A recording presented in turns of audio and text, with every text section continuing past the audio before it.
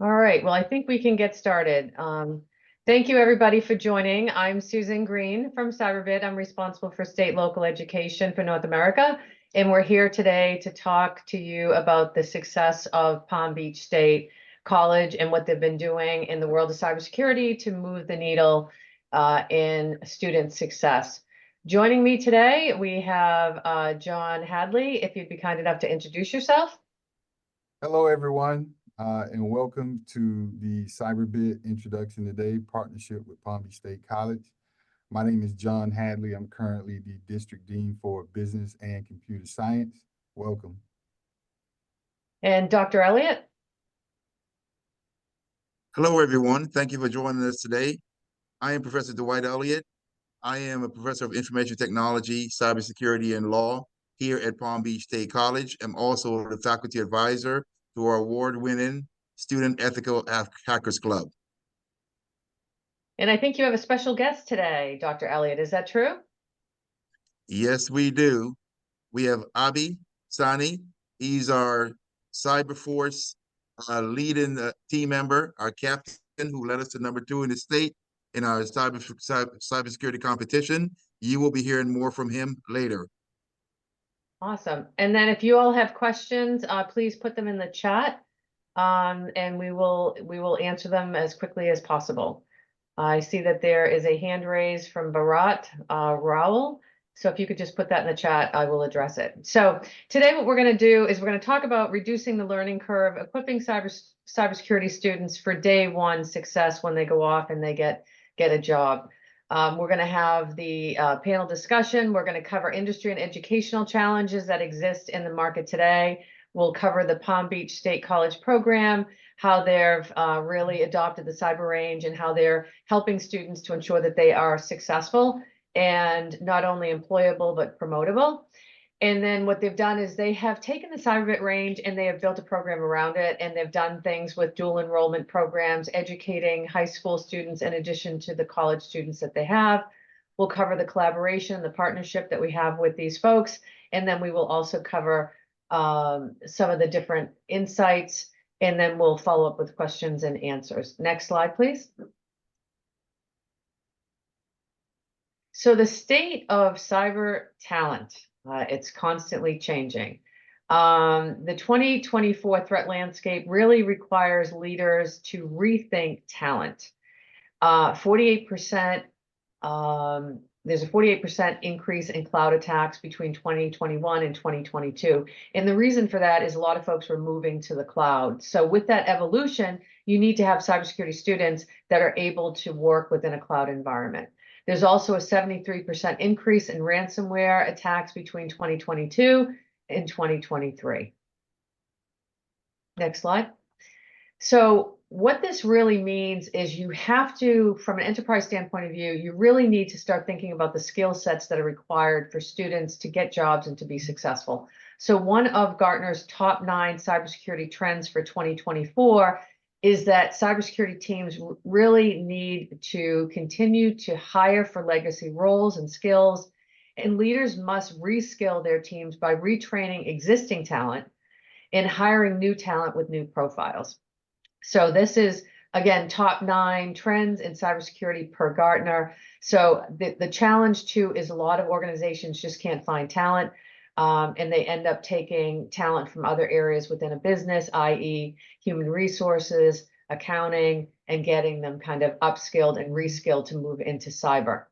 The top 9 trends in cybersecurity, you can see what these are: continuous threat exposure, extending IAM cybersecurity value, third-party cybersecurity risk management, privacy-driven application, generative AI, security behavior and culture programs, cybersecurity outcomes-driven metrics, and then really evolving cybersecurity different models. So the landscape's definitely changing. And as you look at even job roles today, like if you go back, say 5-6 years ago, cybersecurity professionals were really more generalists. And now today what we're seeing is more specific job roles, threat hunters, network forensics specialists. So they're really starting to specialize in the world of cybersecurity. So next slide, please.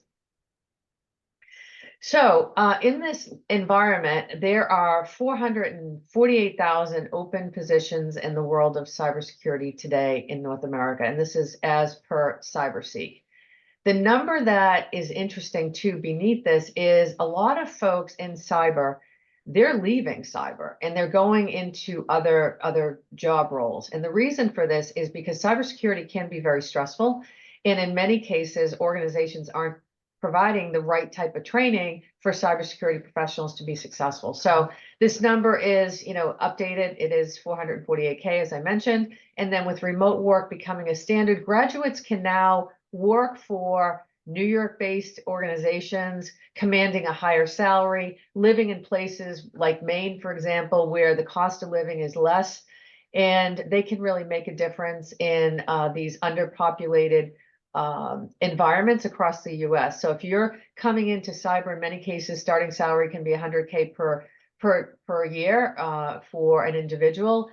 That's an awful lot of goodness that a student can receive from a salary standpoint of view. So we're seeing a lot of remote work. This continues to be the trend after even COVID. Next slide, please.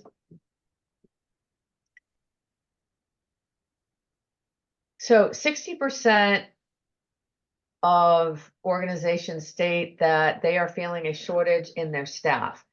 Many organizations have a significant shortage, 21%. There are some organizations that have a slight shortage, but the bottom line is most organizations are feeling the pinch. In many cases, organizations will subcontract out to a managed solutions provider because they just can't get talent. And that's another way that organizations have been trying to solve for this shortage. Next slide, please. And the recording session will be available for participants. We will get that out to you guys at a later point. Universities are really not preparing students for the skills that hiring managers need.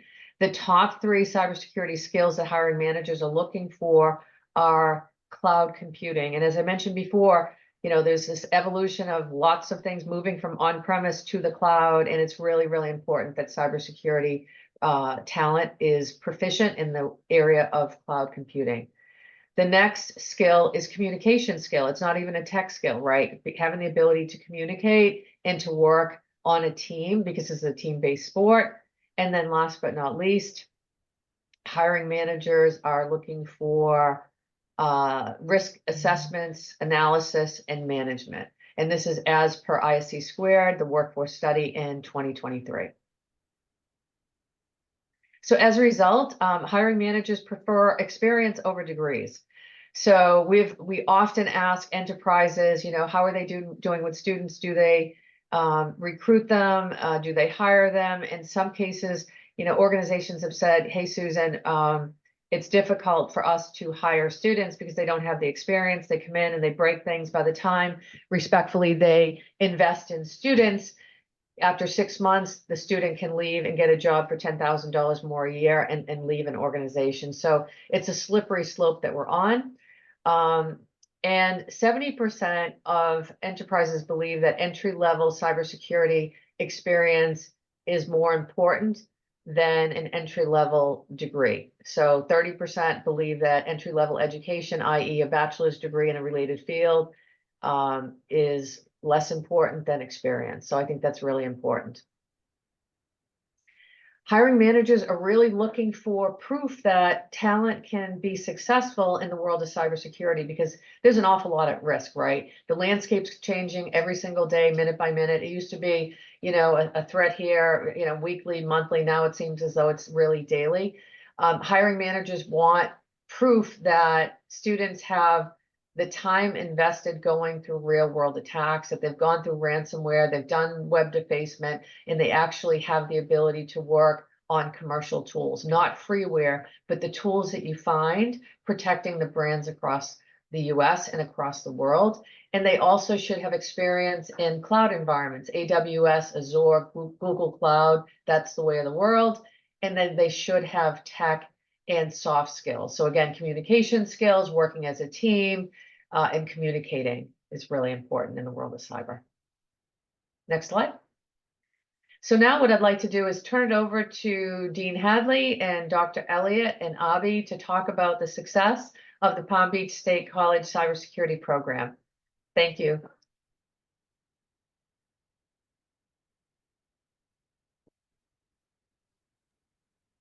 Thank you, Susan, for that introduction and the information that you have provided for us. We thank you for all the things that you have done for us, even the process for us acquiring Cyberbit and the customer service that you guys provide. We are very appreciative of it. But for Palm Beach State College mission statement, we prepare students for the latest tools and technology, right?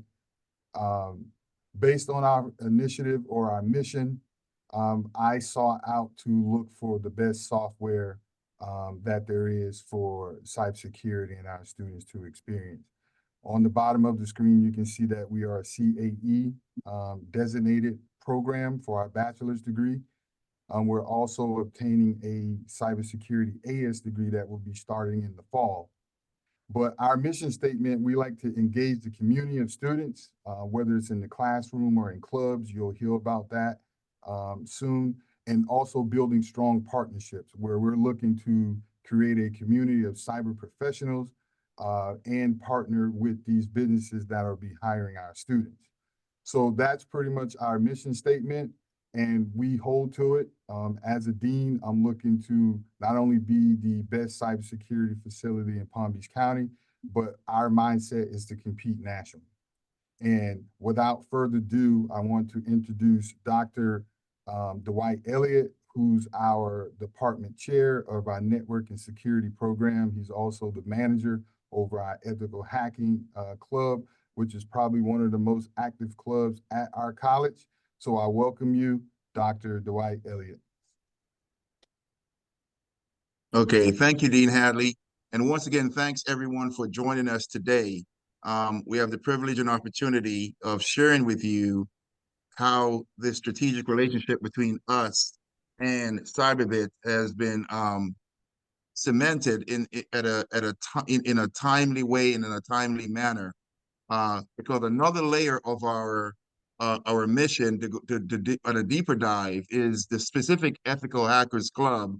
It's like a perfect marriage being made between the mission of our club specifically, which states to provide members with real-world cyber defense and ethical hacking skills, industry alliance and partnerships, and workforce preparedness for potential cybersecurity jobs and ethical hacker certifications. So we started out with this mission, and a few students in one of our classes worked with me as the faculty advisor of the club to initiate this effort to accomplish this mission. At the time, we did not know of Cyberbit, but as we know, teamwork make all our dreams work, and in this case, our students' dreams work. Dean Hadley met Susan at a conference, and they connected the dots.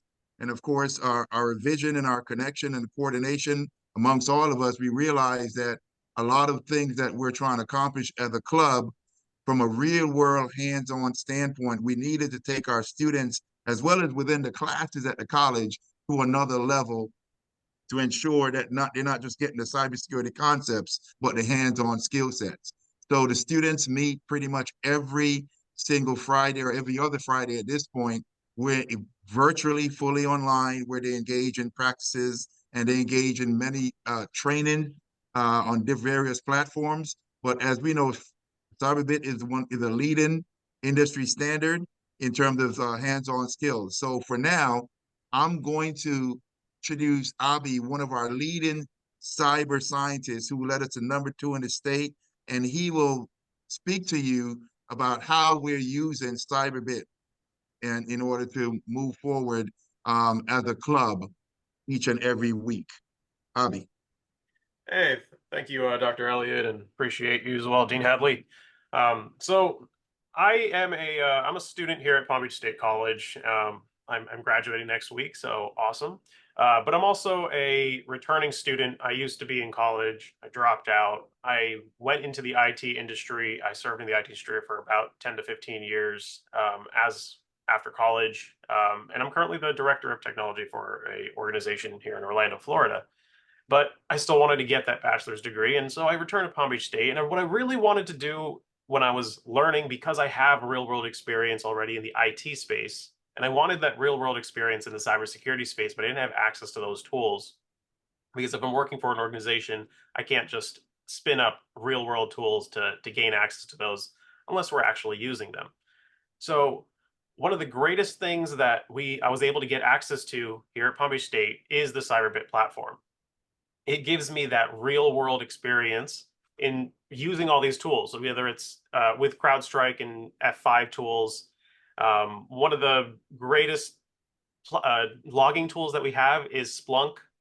It can be a little difficult to spin up a Splunk system in a lab environment for yourself and a bunch of other students, especially if you want all those students to have the same experience and go through the same labs. So the Cyberbit platform being able to just spin up a lab environment that has a built-out lesson, all the questions are in there. There's the quiz. There's the lab guide that the instructors can use. The same lab guide that can enable the education and learning plan for the labs, all built into a single tool. And it's just been very, very fantastic to learn these different environments. Next slide, please. So with this, actually, if we can go back to the previous one, maybe the image is a little larger. So in this, there's a network diagram here at the bottom of your screen. And this is actually a fully blown network. So I don't know if you're able to tell, but you can see that there's 3 rectangles, white rectangles, and a cloud object. And so in each one of those is a different network endpoint. And all the lines are indicating how the network is connected and the different firewalls and different logging tools and different operating systems and different firewalls and different log balancers and so on and so forth. So all of those tools built out, we have a little network map showing where things are. We know where we're standing, where the attack's coming from. If we don't know that, we have to figure it out. We have to go through all these tools. And that is I can spin up an environment pretty easily, but I'm not going to be able to map out exactly how things are running, have all the credentials ready, and then take that package and then give it to all of my classmates. And that, this is what that platform does. So we get that real world hands-on keyboard time in all of these environments. We can start out using Amazon and running an EC2 instance or figuring out how an S3 bucket works. We can spin into Azure and other tools and see how the different cloud platforms operate and how we are going to perform the same conceptual task, but in different areas. And that's one of the hardest things about the education process is that when you're in a classroom, a lot of what you're going to learn is going to be conceptual, which is necessary to understand these concepts and apply them to real world tasks. But one of the key things that students tend to miss out on is going to be that real world exact solution to how a process works. So yes, when we're doing this, I know what Windows 10 is, and I know what Splunk is, and I know what Amazon S3 is. But just simply knowing those isn't helpful for an employer. You need to know how to actually use them, how to configure them, how to secure them, how they function in the network, how the data travels across the network. And this is what Cyberbit has enabled us to do. We run through these labs. We have them assigned to our classes as well as in the club. We run through them together. We run through them individually. And the Cyberbit platform has enabled us to develop our skills and learn how the different tools that we're learning in class actually apply to the real world. And it's been a fantastic program. Before we lead into the next slide with Professor Elliott, this platform has enabled us to develop those skills well enough that we were able to achieve 59th place in the National Cyber League competition just last week, out of over 4,000 teams across the nation. And in the last semester, we achieved 2nd place in the state across the Great 28, which is Florida's 28 state colleges, in a cybersecurity competition. And in my defense, we only had 2 players and they had 6 first place. So, it's not that bad. So there's a question in the chat about is the product called Cyberbit or Cyber Range? So the company name is Cyberbit, and we provide a cyber range. So that's the distinction there. And then with respect to the hands-on experience, a good analogy I like to use is, we can read a book about going swimming or we can go swimming. Right. So this platform allows for you to really have that hands-on experience, because even for me, as you know, everybody has a different way of learning. And being immersed in an environment really truly does help you to absorb the information and to really be proficient in the job that you would have. So we've seen, hugely successful programs with students not only getting jobs, but getting promoted. We also have taken students and we've had them compete against professionals. And I'm proud to say that our students have beat the professionals. So just a couple of other pearls of wisdom there.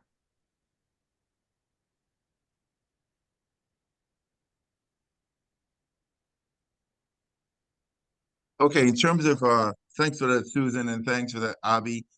Like I said, since we started this program, our goal is true workforce preparedness, and so we want to make sure that our graduates that are in a position to compete for jobs when they meet with hiring managers.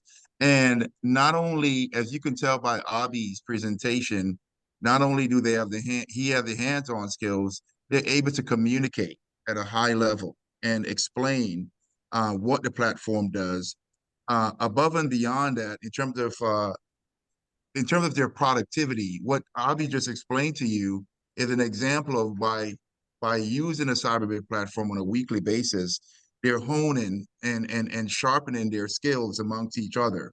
So where they've stood a year ago in these competitions as compared to where they are now, their productivity and their efficiency and their awareness of what these tools do due to the consistent practice is at a much higher level, right? So as according to this information on this slide, when they have to get onboarded to a company, they'll be much more, they'll be on a faster track to go up the promotion ladder when they get on the job.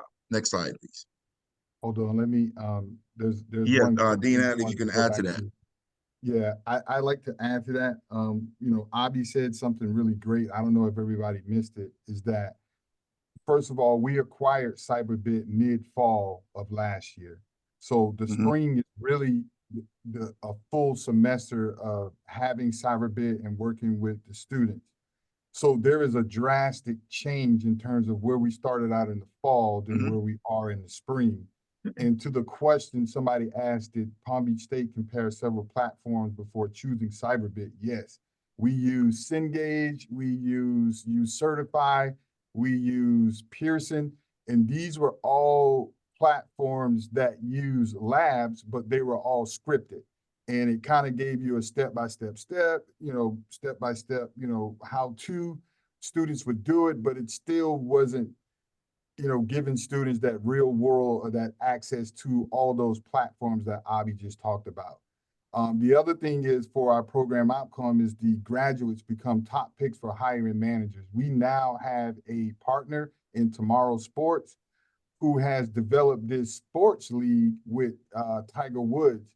And they have a very technical aspect of their company where they have 6 of our cybersecurity students now working with them on internships. And they have just announced one of them are being hired full time now. So already we are seeing a increase in internships from companies and students going from interns to full-time jobs in less than a year. And if I could add to that, so when I talk to institutions, quite often I'll say, where are your students going? And they'll be like, well, they're going to work at ABC. Well, is it in cyber? No, it's on a help desk, right? So there's a disconnect there where students are getting schooled in cyber, but and I'm not saying Palm Beach State, I'm saying many other institutions, they're not getting jobs in cyber. They have degrees in cyber, right? But they don't get a job in cyber. The other thing I'd like to ask Dean Hadley, if I may, is I think that you were really, creative with the way that you found a champion working with the dual enrollment programs. Can you talk a little bit about how you've leveraged the range, how you identified a champion to help you wave the banner? Because at the end of the day, that's your pipeline, right, of student talent to go to your institution.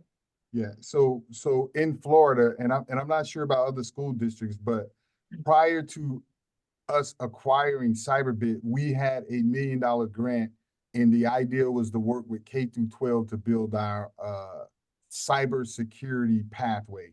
We started out training and working with the instructors on the ITF CompTIA so that they can teach the cyber pathway. And so what we're trying to do is create that pipeline Susan talked about, where students are going through the program and then they're actually articulating over to our college. But what we found out that I noticed that in that pathway for the high schools, their 11th and 12th grade courses that they offer, the standards has things like IDS, and there were also cybersecurity standards that they could not teach because they didn't have access to the platform.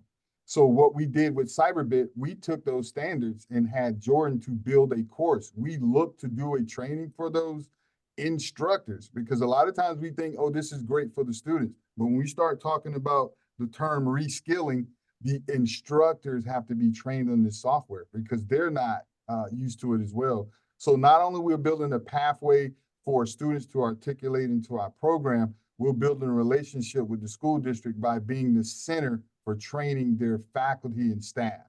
We want to be one of the top cyber ranges in the Palm Beach County, training instructors, municipality, IT folks. So Cyberbit gives us the ability to be able to open the doors to, entertain those trainings and hopefully become a profitable institution. Awesome. Thank you for that. Okay, thanks a lot, Dean Hadley. And in terms of increased program efficiency and program outcomes, the energy level, the student engagement at Palm Beach State College in terms of the Ethical Hackers Club is just tremendous. The students are totally bought into the vision because they have chance to really, compete. They're there on a Friday night sometimes for hours. The official meeting ends at 9 p.m., but they continue. Those who are really interested, they're very passionate about it. But this is also tied to our cybersecurity overall infrastructure, right? Where our goal was to ensure that students get exposure more and more. So what we came up with is every spring semester, we have a cybersecurity symposium, right? And every fall, we have a cyber week conference. There's two overall aspects to the conference and the symposium, which is one is to bring cybersecurity industry partners to the college to expose our students to these to corporations and what they do in the cybersecurity space. The other aspect of it is to get our students engaging in cybersecurity challenge competitions as well as demonstrations. And at this conference and symposium, the students then get to put their talents on display. So much to the point that even Abi, actually, that's one of the ways we discovered how talented he is. He and Stanley, one of our other all-stars, produce videos that we actually store. So the students are now building out their digital footprint, and companies sometimes are saying, who is the kid that developed that presentation or that demonstration using that platform? I'm interested in that kid. So they're now building out their digital footprint. So areas that there were struggles, it's amazing to watch assessments and hands-on assessments. Abi is such an advocate of this platform that he's able to explain to them, hey, this is some of the things, this is the areas that you're weak, and this is how we get strong. Here's how we're going to practice. Okay. Our programs are more personalized, adjusted student levels. So now we're more and more trying to build the platform into our curriculum. That's one of the areas we're researching. It's already built into the capstone, correct, Dean Hadley? We have it built into the capstone at this point. And of course, Dean Hadley already covered the dual enrollment. And it's now our curriculum and more is going to be aligned with industry standards, such as the NIST and the MITRE framework. And we also even have gone through this extra process where Abby and I have worked on aligning some of the activities and topics inside of Cyberbit, along with what they have to compete with on the National Cyber League competition. And we're seeing the overall results. And so it's being mapped in the curriculum as well as being mapped into the national competitions that the students are engaged in. So we also, with Palm Beach State College, we have an LMS integration so they can deep link into courses, just FYI. Yeah. I'd love to get Dr. Elliott, your perspective. I know we talked briefly last week about how the students are really changing, right? They're different today than what they were 10 years ago. And Right. it's almost as though you're trying to teach in different ways, leveraging different pedagogical models, but really at the end of the day, trying to capture the mind and the heart of the student to get them into cyber. Can you just talk a little bit about how your teaching style has changed over the years? And if you had to go back in time, what would you have done differently? Well, certainly. Thank you for the question. Certainly, we have to adapt if we're going to be effective, right? Ultimately, it's about outcomes, right? And results. And Dean Hadley always loves to mention the criticality of what he called in our world performance health indicators, right? Which is the determination of what percentage of students are actually successfully passing courses, being retained, and actually graduating, and then ultimately finding jobs, right? So, but in order to get to that, there's a lot of things beneath the surface that we have to do. We have to understand the student and the world that they're living in, right? They're living in a world where their space sometimes is they have devices in there. They have their cell phone. They have access to the internet 24 hours. They have a plethora of information. So how do we keep them focused? So if we say don't do these things, don't be on social media all day, what are you going to plug into that digital space? And how are you going to share information when they can access certain things quickly online? So literally, I began to realize at the level of which information is reaching our student, we need to partner and align ourselves with real world industry. And if you tell a student don't do something, you need to ensure that you plug in something into that space. And so that's one of the reasons I had to say we had to step outside of the classroom more. And number one, get this club going so we could have students communicating not just within the classroom space, because sometimes, remember, they were online, but how do we get them to come together even though they're remote and at a distance? And the club was the beautiful solution on a shared concept so they can be communicating with people that are headed on the pathway to where they're trying to go professionally. And that's one of the things. And then now you have a software platform, state of the art like Cyberbit, that allows them to explore and research and practice. And so that combination is so critical.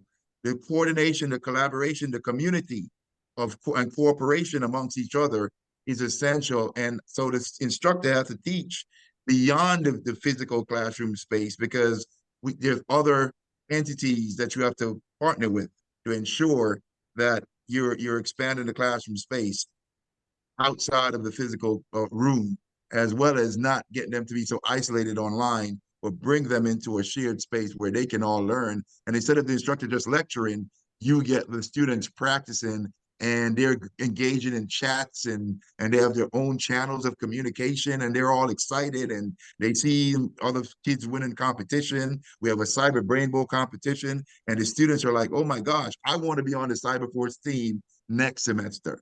I want to use the Cyberbit platform. I want to participate in National Cyber League competition because winning becomes what I call contagious. And like I always say, membership in the club has its privileges, and one of those privileges is to have access to the Cyberbit platform, which is state of the art. Awesome. Thank you for that. Super helpful. Yeah, and also having a champion like Abby, we have Abby, Oh, we yeah. have a student like Stanley. Yeah. As much as we like to toot our own horn as an instructor, when you have Oh, champion it's about, students yeah. that can teach other students, they seem Yes. to click It's and they beautiful. get it. So Yes. having folks like Abby, the only thing with Abby is trying to reproduce him after he graduates. So we have somebody under Abby and we just have to keep Yeah. it going. Those 2 years, 4 years go by quick.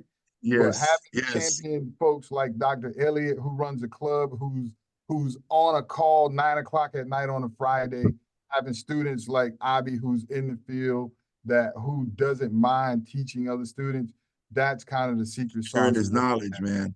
Yeah. What else we got here, boss? Program outcomes, mapping to the NIST framework, the assessments.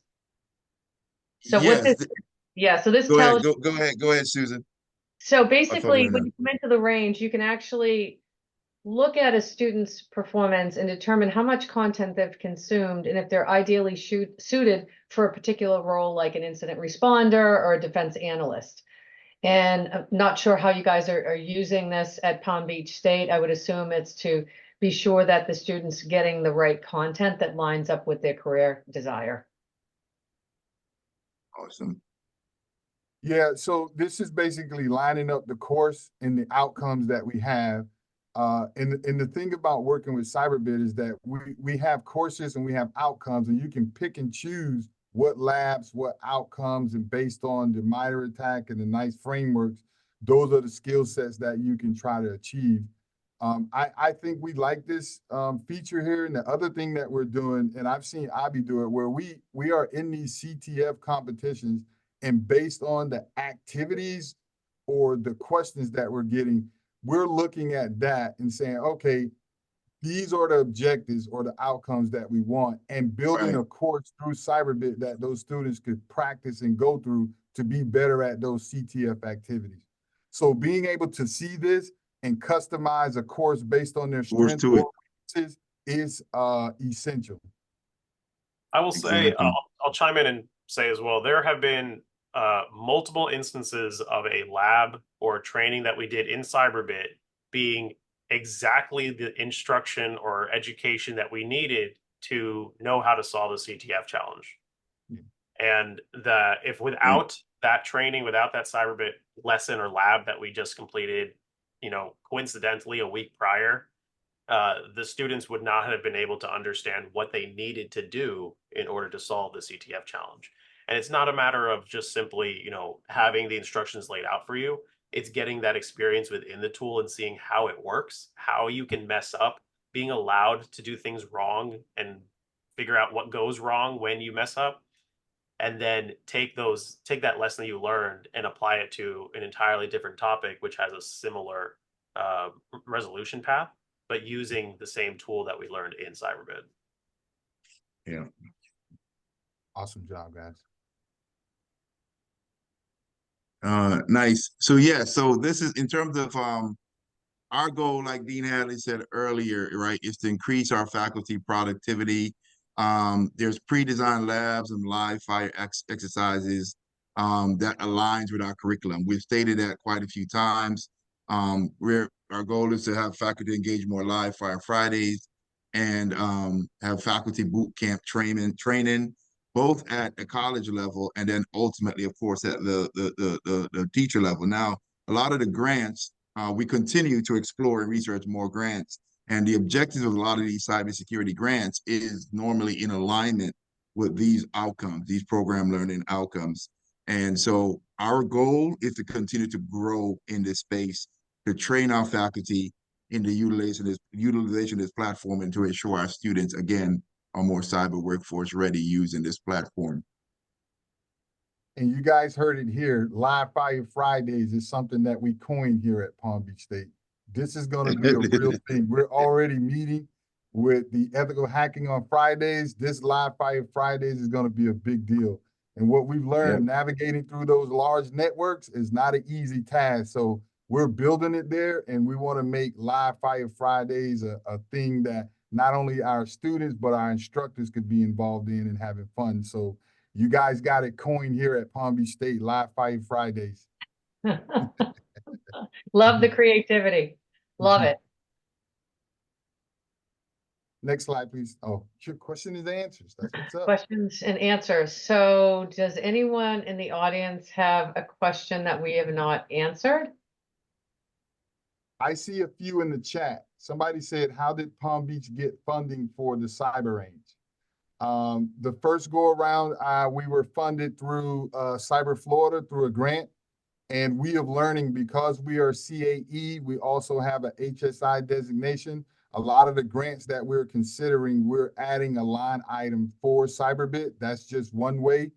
The other way is having a foundation where our president, who's real big on this initiative, is looking for donors to specifically donate to our college for this initiative. The third way is we are looking to provide a service for our municipalities, technical folks, where we can charge a fee, where we can have monies to put aside for our actual Cyberbit annual fee. And we're looking at our CAPE funding. Students that pass industry certifications, things of that nature, is going to be replenished to buy more certifications. And part of it is going to be to provide funding for a Cyberbit. So I just gave you 3 ways to do that. And I think it's really important because there's a lot of grants that are out there, but what happens often is the institution doesn't write us in. They end up getting a grant, and it can be for, you know, a laptop, laptops, it can be for buildings, it can be for other things that are non-software related. So that's the thing that I've really learned over the past several years is if you don't write it in, you're not going to get it. And then there's also you know, if you guys have a grant that you have access to, we're happy to help write for it. Sure. Sometimes they're narrow in scope, other times they're more broad. We've written for and we've helped institutions win grants, but you really need to be succinct with your approach, and you really need to be very specific with the items that are being requested for the grant. So if you need help there, happy to help you. Just reach out and we'll be available to assist. Susan, I have to I just brag wanna- on you a little bit, Susan. You guys got to see Susan in action in this. Oh, she's amazing. When She's we were amazing. going through this process and learning how our college works versus she knew every step of the way. We had to alter the contracts. They were patient. She got it done. We had a deadline to get it. We got it done at the last hour, but thanks to Susan and her expertise. And by the way, Cyberbit, for those of you who are looking to acquire it, they are a sole how you say it, Susan? You are a sole source, which means they're the only one that provide this. So we didn't have to look for other bidders or go through all these other processes with the college. And she led us step by step through the way. So we appreciate that. My pleasure. It's been a delight to work with you guys. I love, you know, I'm very fortunate with this position where when you identify an institution that's passionate about their students, it makes my job even more fun. There are many out there that just don't have the passion. They're just looking to get students degreed and out the door. That's not the case of Palm Beach State. And I love the fact that they really are trying to educate students to really have a brighter future and to be successful in cybersecurity. And I had the great fortune last week to spend time with these guys, and just how approachable they are, how caring they are about their students and the success, and most importantly, the relationships that they have with their students to ensure that they're going to get jobs in cyber and that they're going to be successful. Yeah. There was another question where it says, how long does it take for an institution to start using the platform once we sign, right? For us, go ahead, Susan. I'll answer after you. So basically what we typically do is we look at your curriculum. So we do a curriculum assessment. We look at the sections of the courses. We can determine what content fits where. So if you're teaching a network forensics course, for example, we're going to have corresponding content.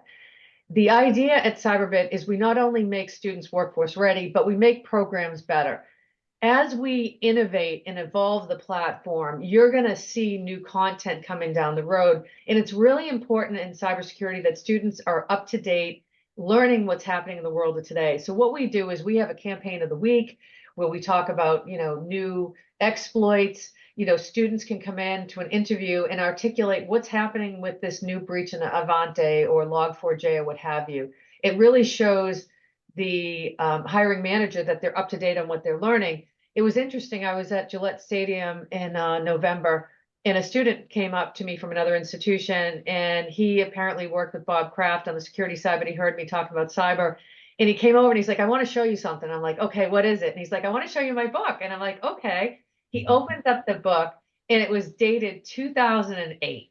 And he said, so what do you think? You think this is up to date, or you think the world's changing? And I said, oh my goodness, we would love to work with your institution. So he connected me with some people at his campus, and we're now in conversations. But that's what we have out there. We have institutions that are teaching outdated things. At Cyberbit, we try to stay, top of mind, up to date, very relevant. We're always adding new content to the platform.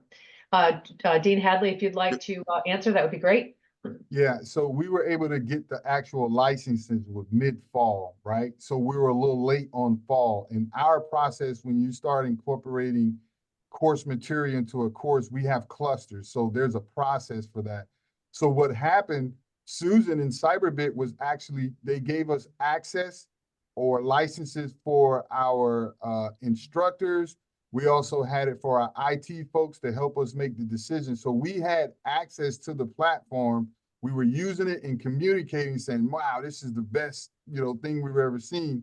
But once we got the license, we were able to add it into our capstone courses for the bachelor's program. We were able to add it in a few, I think it was 1 or 2 more classes at the end of our AS program.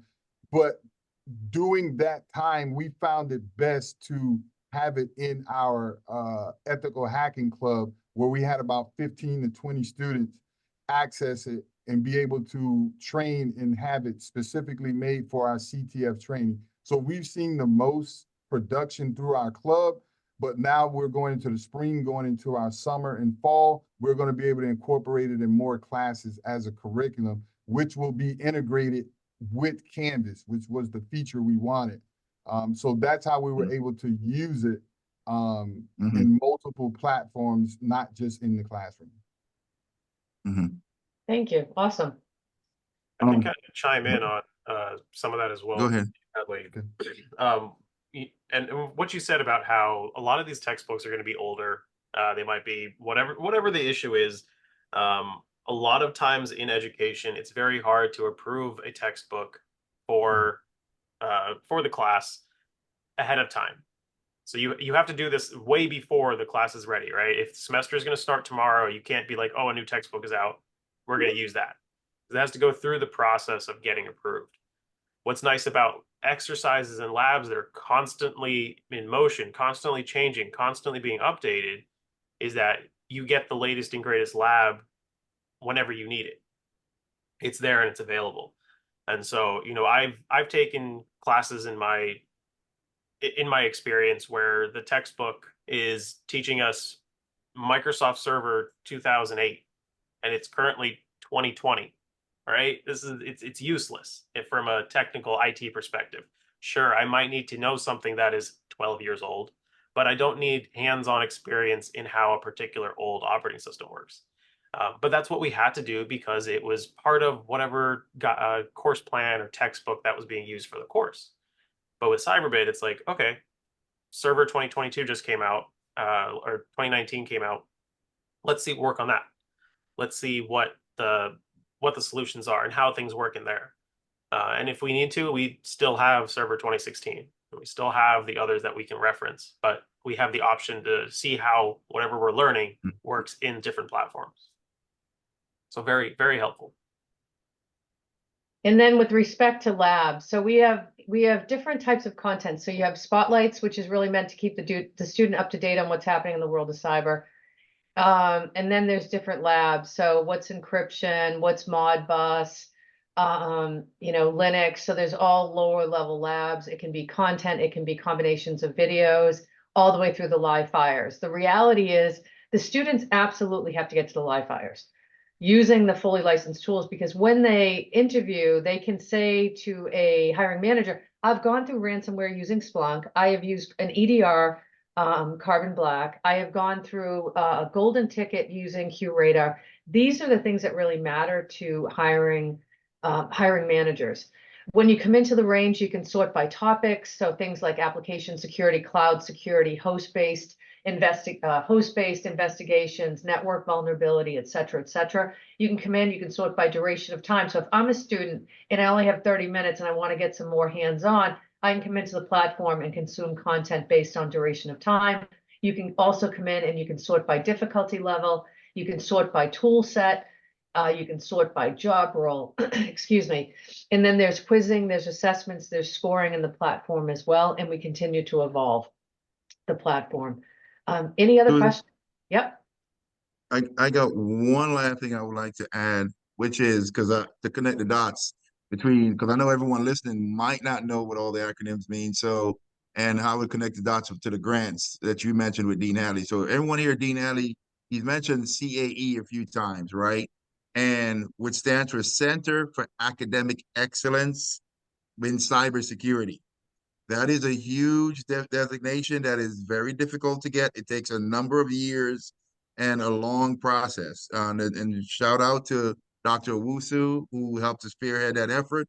But it's a critical step because once you become like I always love to say, compared to the club, membership has its privileges, is that once you get that designation, which you then have to do the work to continue to maintain, you then get to go to these conferences, which we all just came from Kentucky for the annual CAE conference, where Susan was there. But what that means, you meet other CAE certified organizations, right? Or, colleges and universities, who then you might could partner with as partner possibly on a grant. So you get to share knowledge, and then you can find out about the resources from the grants if you can partner with them as a sub-recipient, for example, or a lead person on the grant to get the financial resources to afford Susan, because she is a little bit expensive, but she's worth it, more than worth it. Thank you for that. Thank you. We really appreciate the time today. So I guess if there are no other questions, if anyone has, any questions for me, feel free to reach out directly. I'm Susan at cyberbit.com. On behalf of Dean Hadley, Dr. Elliott, and his illustrious guest, Abby, who is fantastic. Please hit me up on LinkedIn. I want to follow your career journey. And we really appreciate the time today to share the success of Palm Beach State College. I hope that you all have a wonderful rest of your day, and thank you again. Bye from here. Thank you. Take care. Thank you.